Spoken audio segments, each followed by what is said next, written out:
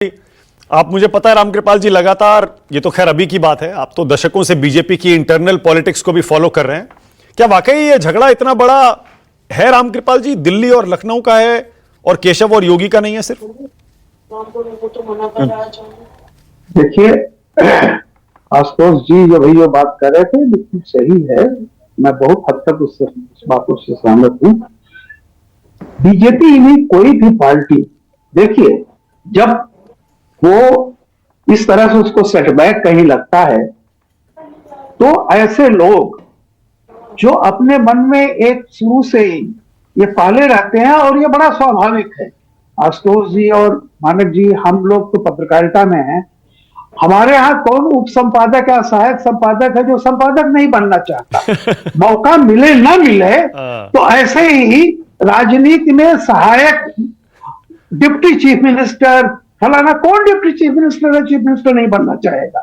देखिए, और ये याद कीजिए 2017 में जब योगी जी पहली बार उनका नाम किसी तरह से आया था, वो तो अचानक ही हुआ, उसके बाद से ही तब भी लग गया था। उसके बाद 22 में तो क्लियर हो गया था कि एकदम योगी जी नहीं, कोई अलग चेहरा लेकर के लड़ा जाएगा। तो देखिए, ये जिस तरह से उत्तर प्रदेश में, महाराष्ट्र में, राजस्थान में बीजेपी को जिस तरह सेटबैक मिला है, निश्चित तौर पर वह एक चिंता की बात है। और जो सत्ता में बैठा हुआ है उसको अगर कमजोर होता हुआ देखेगा विपक्ष, तो विपक्ष निश्चित रूप से मजा लेगा और कोशिश करेगा कि जैसे रोहिया जी कहते थे कि सड़ी गली सरकार को एक धक्का और दो, वो तो लोहिया जी का नारा था। तो ऑब्वियस है कि जब जिस तरह से चीजें चल रही हैं, निश्चित तौर पर वो आशंकाएं, अफवाहें कहीं ना कहीं, ये तो है कि कहीं ना कहीं कुछ है। अब उसको बीजेपी कैसे टैकल करती है, क्या होता है आगे चल करके, और ये अच्छी बात है। देखिए, कोई भी पार्टी जो कहीं से जिसको झटका लगता है, अभी कम से कम इतना झटका तो नहीं लगा कि सत्ता के बाहर नहीं हुए, तो कम से कम अभी संभलने का मौका है। और हर राष्ट्रीय पार्टी हो चाहे छोटी पार्टी हो, अपने तमाम चीजों को कि क्या वो चीजें रही, बहुत ज्यादा ओवर कॉन्फिडेंस था, आत्ममुक्ता थी कि कुछ नहीं चल जाएगा, जो पार्टी की गारंटी होनी चाहिए थी वो मेरी गारंटी पर आ गई।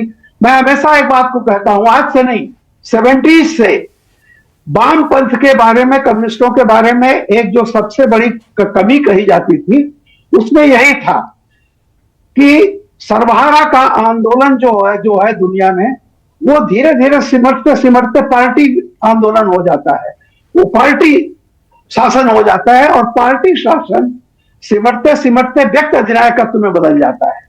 तो देखिए, ये गड़बड़ियां हर पार्टी में इसकी आशंका होती है।